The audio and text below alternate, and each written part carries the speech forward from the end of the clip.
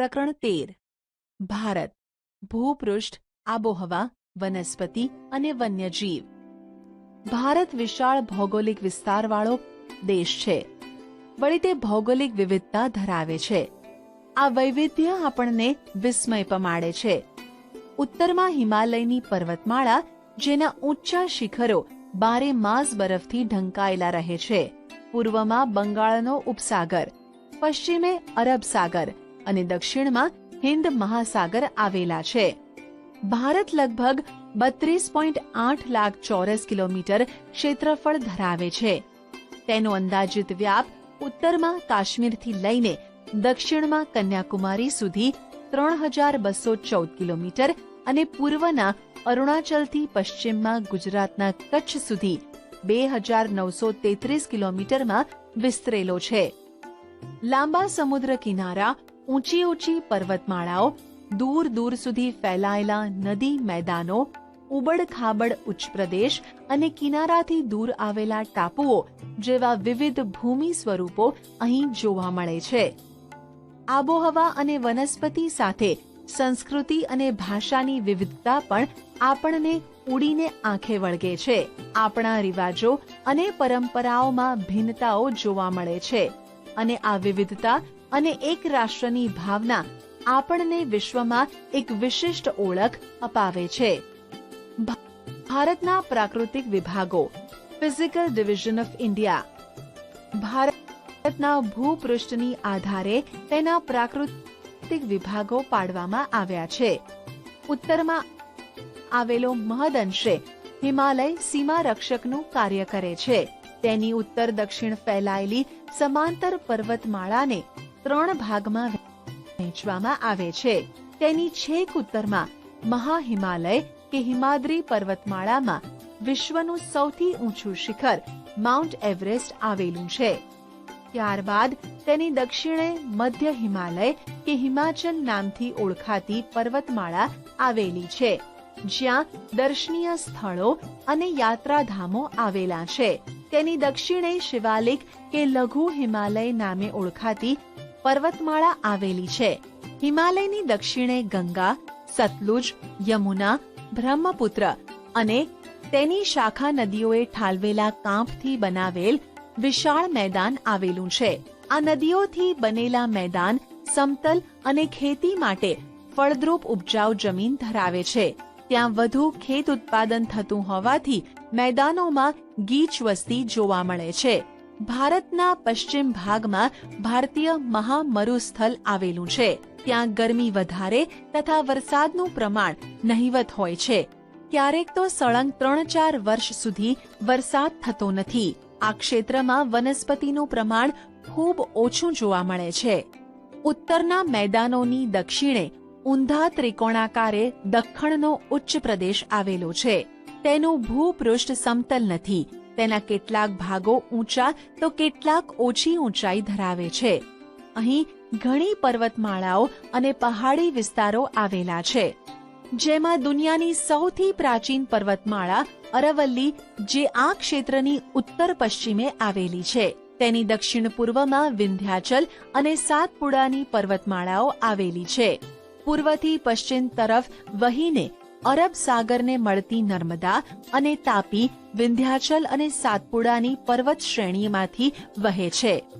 દક્ષિણના ઉચ્ચ પ્રદેશની પૂર્વ દિશામાં પૂર્વ ઘાટ અને પશ્ચિમ દિશામાં પશ્ચિમ ઘાટ આવેલો છે, જે પૈકી પશ્ચિમ ઘાટ સળંગ જ્યારે પૂર્વ ઘાટ તૂટક છે. આ ઉચ્ચ પ્રદેશો જ્વાળામુખીથી બનેલા હોવાથી તે ક્ષેત્રોમાં ખનિજો વિપુલ પ્રમાણમાં મળી આવે છે. પૂર્વ ઘાટની પૂર્વમાં અને પશ્ચિમ ઘાટની પશ્ચિમે કિનારાના મેદાન આવેલા છે. આ મેદાનોમાં પૂર્વ કિનારાના મેદાનની તુલનામાં પશ્ચિમ કિનારાનું મેદાન સાંકડું છે. ગોદાવરી, મહાનદી, કાવેરી અને કૃષ્ણા પૂર્વ તરફ વહીને ફળદ્રુપ મુખ ત્રિકોણ પ્રદેશ બનાવી બંગાળના ઉપસાગરને મળે છે. બ્રહ્મપુત્ર અને ગંગા નદીએ બંગાળના ઉપસાગરમાં સુંદરવન નામના વિશાળ મુખ ત્રિકોણ પ્રદેશની રચના કરી છે. ભારતમાં 2 ટાપુ સમૂહ આવેલા છે. બંગાળના ઉપસાગરમાં દક્ષિણ પૂર્વે આવેલા અંદમાન અને નિકોબાર તથા અરબ સાગરમાં કેરળના કિનારાથી પશ્ચિમે પરવાળાથી બનેલા લક્ષદ્વીપ ટાપુઓ છે. ભારતની છેક દક્ષિણે હિન્દ મહાસાગર આવેલો છે. પ્રવૃત્તિ: ભારતના રેખાંકિત નકશામાં નીચેની વિગતોની નકશા પૂર્તિ કરો. 1. ભારતીય મહામરુસ્થળ. 2. ગંગાનું મેદાન. 3. હિમાલય. 5. પૂર્વ ઘાટ. 6. પશ્ચિમ ઘાટ. 7. પૂર્વ કિનારાનું મેદાન. 8. પશ્ચિમ કિનારાનું મેદાન. 9. અંદમાન નિકોબાર ટાપુઓ. 10. લક્ષદ્વીપ. 11. અરબ સાગર. 12. બંગાળનો ઉપસાગર. 13. હિન્દ મહાસાગર. ભારતની આબોહવા. વાતાવરણમાં થતા રોજિંદા ફેરફારને હવામાન કહે છે અને કોઈ પણ સ્થળમાં હવામાનના તત્વોની આશરે 30 વર્ષની સરેરાશ પરિસ્થિતિને આબોહવા કહે છે. તમે અનુભવ્યું હશે કે ક્યારેક ગરમીનું પ્રમાણ વધે તો ક્યારેક ઠંડીનું, તો વળી ક્યારેક આકાશ વાદળછાયું બની જાય છે અને સૂર્ય વાદળો પાછળ ઢંકાઈ જાય. પવન વગેરેની વિગતો તમે રેડિયો કે ટીવી દ્વારા જાણી હશે. ભારતમાં નીચે મુજબની ઋતુઓ અનુભવાય છે. શિયાળો ડિસેમ્બરથી ફેબ્રુઆરી, ઠંડી ઋતુ. ઉનાળો માર્ચથી મે, ગરમ ઋતુ. ચોમાસું જૂનથી સપ્ટેમ્બર, વર્ષા ઋતુ. પાછા ફરતા મોસમી પવનોની ઋતુ ઓક્ટોબરથી નવેમ્બર, શરદ ઋતુ, નિવર્તન ઋતુ. શિયાળો વિન્ટર. શિયાળો ઠંડીની ઋતુ છે. આ દિવસોમાં સૂર્યના કિરણો ત્રાંસા પડતા હોવાથી અને ક્યારેક હિમવર્ષા થવાથી ઉત્તરના મેદાનમાં અને હિમાલયના પર્વતીય પ્રદેશોમાં તાપમાન નીચું જાય છે. ગુજરાતના ઉત્તર ભાગમાં આવેલ વિસ્તારોમાં રાજ્યના બીજા વિસ્તારો કરતાં વધુ ઠંડી અનુભવાય છે. આ ઋતુમાં દિવસો ટૂંકા હોય છે. ઉનાળો સમર. ઉનાળો અકળાવનારી ગરમીની ઋતુ છે. આ દિવસોમાં સૂર્યના કિરણો લગભગ સીધા પડતા હોવાથી તાપમાન ઊંચું જાય છે. જો કે સમુદ્ર કિનારાના પ્રદેશોમાં ગરમીનું પ્રમાણ દેશના ખંડીય ભાગો કરતાં ઓછું રહે છે. બપોરે ગરમ સૂકા પવનો ફૂંકાય છે, જેને લૂ કહે છે. આ ઋતુ દરમિયાન ગુજરાતના ઉત્તર ભાગ અને રાજસ્થાનના પશ્ચિમ ભાગમાં વધુ ગરમી અનુભવાય છે. આ ઋતુમાં દિવસો શિયાળાની તુલનામાં લાંબા હોય છે. ચોમાસું મોન્સૂન. ચોમાસું વરસાદની ઋતુ છે. દક્ષિણ પશ્ચિમ નૈઋત્ય દિશામાંથી વાતા પવનો સમુદ્ર પરથી ફૂંકાતા હોવાથી તે ભેજવાળા હોય છે. આ પવનો વરસાદ લાવે છે. આ પવનોનો એક ફાંટો અરબ સાગર પરથી આગળ વધી કેરળ, મહારાષ્ટ્ર, ગુજરાત અને મધ્ય ભારત સુધી પહોંચે છે, જ્યારે બીજો ફાંટો બંગાળના ઉપસાગર, અંદમાન દ્વીપ સમૂહ, પૂર્વ ભારત થઈ ગંગાના મેદાનોમાં આગળ વધે છે. આ બંને ફાંટા આગળ જતા એકબીજાને મળી પશ્ચિમ ઉત્તર પ્રદેશ, હરિયાણા, પંજાબ અને પૂર્વ રાજસ્થાન સુધી પહોંચી વરસાદ આપે છે. વરસાદના આગમનથી ખેડૂત વર્ગ ખેતી કામમાં પ્રવૃત્ત થઈ જાય છે. આ પવનોના માર્ગમાં પર્વતો આવે ત્યારે ત્યાં વધુ વરસાદ આવે છે. ગુજરાતમાં વરસાદની શરૂઆત જૂન મહિનાના બીજા કે ત્રીજા સપ્તાહથી શરૂ થઈ જુલાઈના પહેલા સપ્તાહ સુધીમાં તો આખા ગુજરાતમાં વર્ષા ઋતુનું આગમન થઈ જાય છે. ગુજરાતમાં આ પવનોના માર્ગમાં મોટા પર્વતો ન હોવાથી વરસાદનું પ્રમાણ ઓછું હોય છે. ભારતમાં મોટા ભાગની ખેતી વરસાદ આધારિત હોવાથી સારા ચોમાસાનો અર્થ ખેતીમાં મબલખ પાક એવો કરાય છે. આ ઋતુ ખેતી માટે ખૂબ અગત્યની ગણાય છે. પાછા ફરતા મોસમી પવનોની ઋતુ. આ ઋતુમાં પવનો જમીન પરથી સમુદ્ર તરફ વાય છે. આ પરિસ્થિતિ ચોમાસાથી તદ્દન વિપરીત જોવા મળે છે. ઉત્તર પૂર્વ ઈશાન દિશામાંથી જમીન પરથી વાતા હોવાથી સૂકા હોય છે, તેથી વરસાદ આપતા નથી. આ દિવસોમાં આકાશ વાદળો વિનાનું સ્વચ્છ જોવા મળે છે. તાપમાન ઠીક પ્રમાણમાં વધે છે અને તેની લોકોના આરોગ્ય પર વિપરીત અસર પડે છે. ઓક્ટોબર પૂરો થતાં તાપમાન ઘટવા માંડે છે અને નવેમ્બરથી વહેલી સવારે ઠંડી અનુભવાય છે.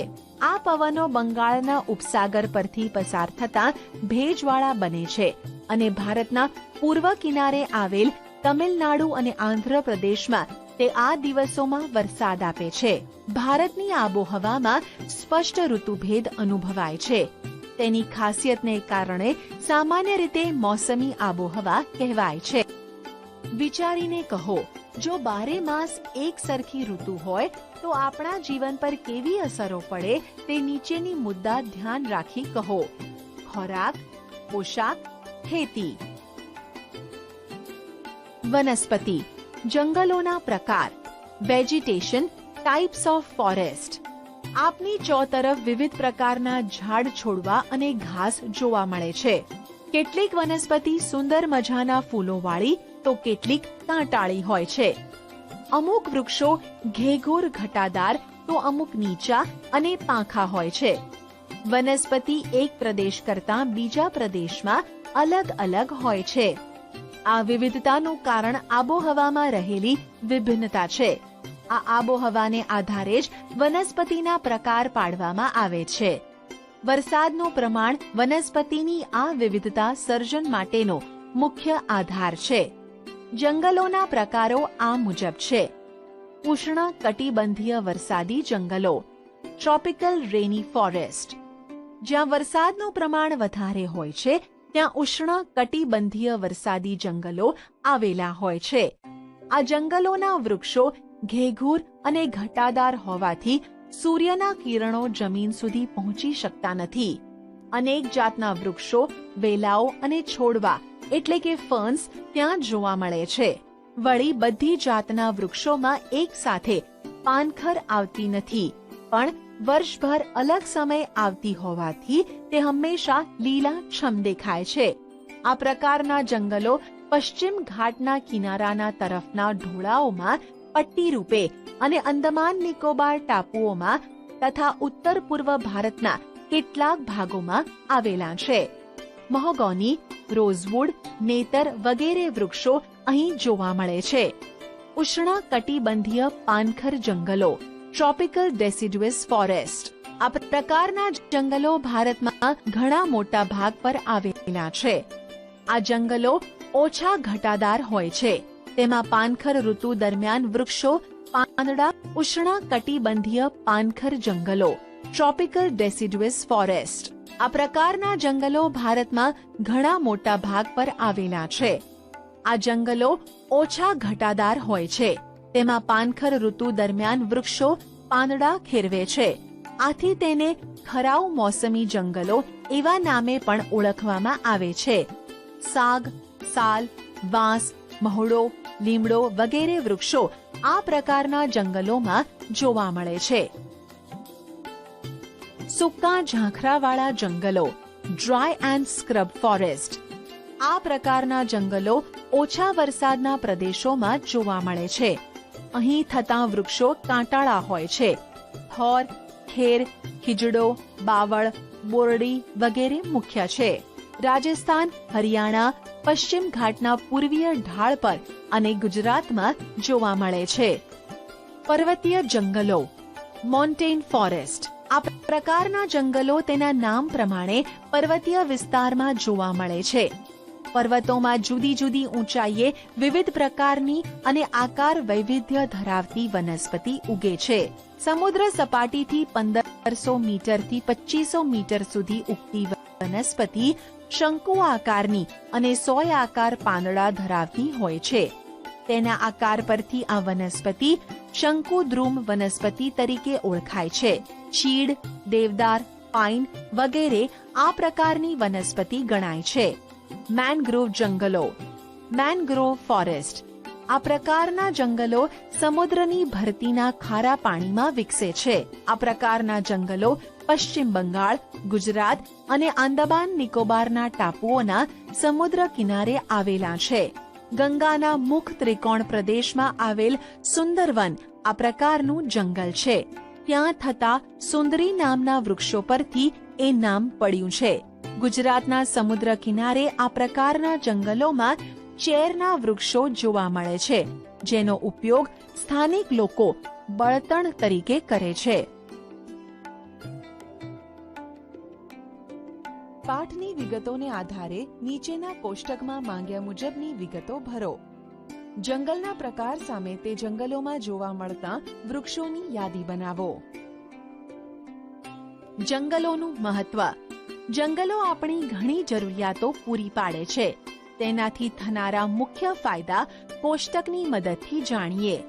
જંગલોના ફાયદા. પર્યાવરણીય ફાયદા. વાતાવરણ શુદ્ધ રાખે, વરસાદ લાવે, ધોવાણ અટકાવે, વન્યજીવોને કુદરતી આવાસ, ભૂમિગત જળ સંરક્ષણ. આર્થિક ફાયદા. બળતણ અને ઇમારતી લાકડું, ઔષધિઓ, ઉદ્યોગો માટે કાચો માલ, ઘાસચારો, લાખ, રાળ, ગુંદર જેવી જંગલ પેદાશો. પ્રવૃત્તિ. તમારી આજુબાજુ ઉગતા વૃક્ષોના ઔષધીય ઉપયોગ વિશે શિક્ષકની કે વડીલોની મદદથી જાણો. શાળાની કઈ ચીજો જંગલમાંથી મળતા કાચા માલમાંથી બનેલી છે તેની યાદી મિત્રોની સાથે ચર્ચા કરીને બનાવો. જંગલ વિનાશ નહીં રોકાય તો આવનાર પરિસ્થિતિ અને તેની અસરો વિશે વક્તૃત્વ સ્પર્ધાનું આયોજન અનુકૂળતાએ ગોઠવો. આપણા દેશના જંગલોમાં વિવિધ જાતના વન્યજીવો વસે છે, જેમાં સસ્તન વર્ગના પ્રાણીઓ, પક્ષીઓ, જળચરો, ઉભયજીવો, કીટકો, સરીસૃપો, કીડાઓનો સમાવેશ થાય છે. વાઘ આપણા દેશના વિવિધ ભાગોમાં જોવા મળે છે અને તે આપણું રાષ્ટ્રીય પ્રાણી છે. જંગલી બકરીઓ હિમાલય અને નીલગિરીના પર્વતોમાં, હાથી અને એક શિંગી ભારતીય ગેંડા અસમના જંગલોમાં મુક્ત રીતે વિહરતા જોઈ શકાય છે. કેરળ અને કર્ણાટક રાજ્યના જંગલો હાથીઓ માટે જાણીતા છે. કચ્છ, સુરેન્દ્રનગર અને પાટણના સૂકા ક્ષેત્રોમાં ઘુડખર જોવા મળે છે. એશિયાઈ સિંહો સમગ્ર વિશ્વમાં માત્ર ગુજરાતના ગીરના જંગલોમાં જોવા મળે છે.